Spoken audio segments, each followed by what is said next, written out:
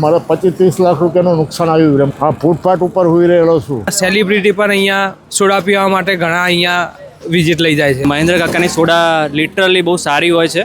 ગાંધીનગરની જનતા લોકપ્રિય તરીકે મને ઓળખે. Yo, Mahendra Kaka Soda, feel the city's focus. Gandhinagar's finest. Everybody knows us from one little street cart. Now it's a chain of 6. મારું નામ મહેન્દ્ર કુમાર રામલાલ જયસ્વાલ. મારું વતન હરીજ જોડે ટુવર. ત્યાં મારે કરિયાણાની દુકાન હતી.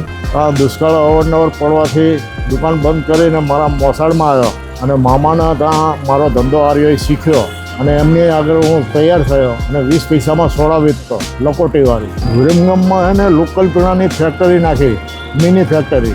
એમાં શું કેરેટો લોકો અવારનવાર હંતાડી દે, ચોરાઈ જાય. એમાં બહુ નુકસાન આવ્યું, મારે ઘણું નુકસાન આવ્યું. મારે 25-30 લાખ રૂપિયાનું નુકસાન આવ્યું વિરમગામમાં. મારી વાઈફ વિરમગામમાં આરોગ્ય સુપરવાઇઝર હતા.